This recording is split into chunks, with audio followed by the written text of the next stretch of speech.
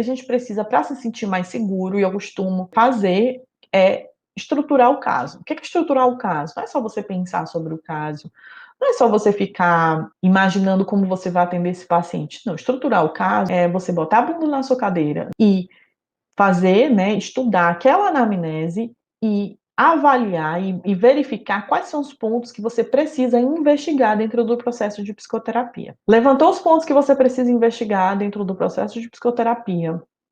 Aí, se você já sabe exatamente o que precisa ser trabalhado, que é comum também dentro logo da primeira sessão, a gente já identificar o que precisa ser trabalhado. Por exemplo, uma criança que já chega com medo intenso. E aí, você já sabe que tem que trabalhar o medo dessa criança. O que você precisa investigar? De onde vem esse medo? Quais são os medos mais específicos dessa criança? Quais são os gatilhos para esse medo? E aí, eu também vou direcionar quais as estratégias que eu vou utilizar para o caso. Então, você vai botar a sua bundinha na cadeira, pegar um papelzinho, você pode ter um caderno, você pode ter um bloquinho, algo que te exercite, né, de alguma forma, dentro da clínica, a pensar em como você pode trabalhar esse caso. Isso ajuda a você ter uma condução mais segura, porque você já está se organizando previamente quais os caminhos que você pode traçar para trabalhar com essa criança. E aí, outra coisa que ajuda também, que aí entra a questão de orientação para pais, que eu vejo às vezes profissionais se sentindo inseguros na hora de fazer uma orientação. Eu, até hoje, o que eu faço quando eu estou atendendo os pais? Eu tenho sempre um bloquinho, eu atendo e vou anotando. Anoto os pontos principais, eu não fico escrevendo cada palavra que os pais falam, não. Anoto os pontos principais.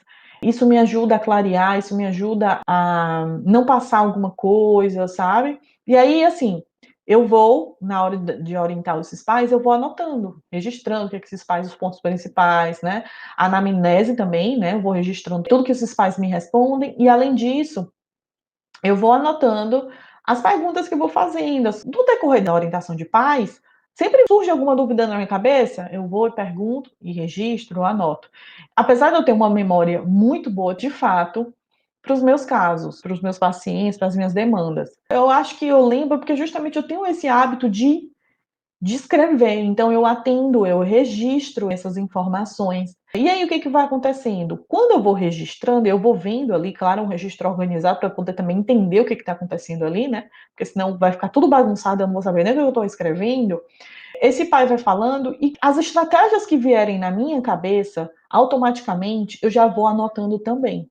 Então, por exemplo, um pai ou uma mãe chega para mim e fala: olha, meu filho tem medo de escuro e parará e tá. E aí eu já tenho na minha cabeça as estratégias que eu posso utilizar ou algumas orientações que eu posso dar para esses pais. Eu já vou registrando, gente. Tudo que vem na minha cabeça eu vou registrando.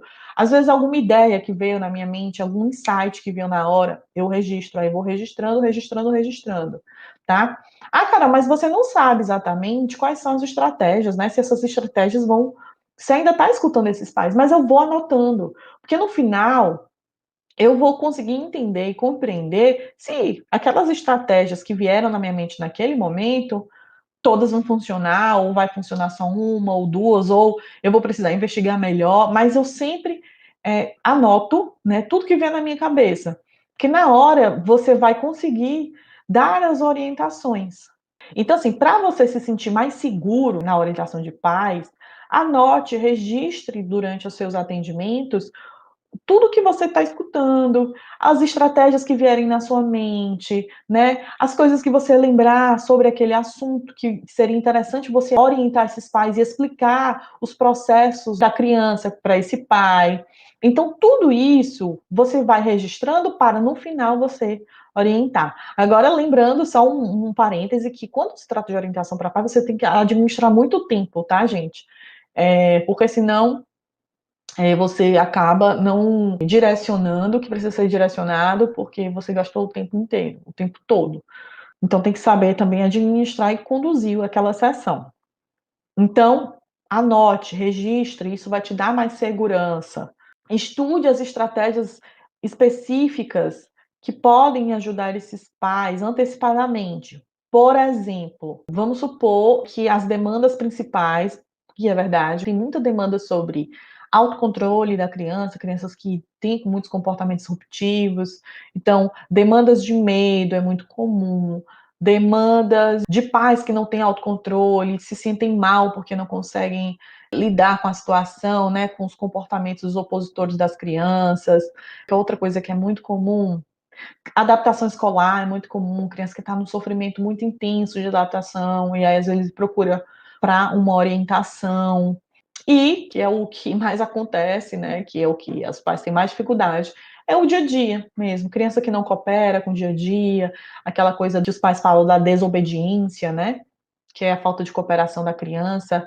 Então, quando você já esses pontos, né, que eu já trouxe aqui para você, que são as demandas principais de orientação para pais, é interessante você já ter um compilado de estratégias que você já possa ter carta na manga e na hora você, ó, oferecer para esses pais, orientá-los através dessas estratégias. Então, quando você tem isso antecipado, essas ferramentas, e você, na hora da orientação, você já está ali, você já vai só explicar, né, para esses pais como eles vão utilizar essas estratégias, como que eles vão lidar, né, com esses desafios. Então, isso vai te ajudar a se sentir mais seguro nos atendimentos, tanto de orientação para pais, quanto no processo de psicoterapia, porque no processo de psicoterapia infanto-juvenil, você também vai fazer a orientação de pais, né? Então não existe atendimento de criança e adolescente sem orientação de pais. Então, de fato, você também vai precisar dar essas orientações a esses pais.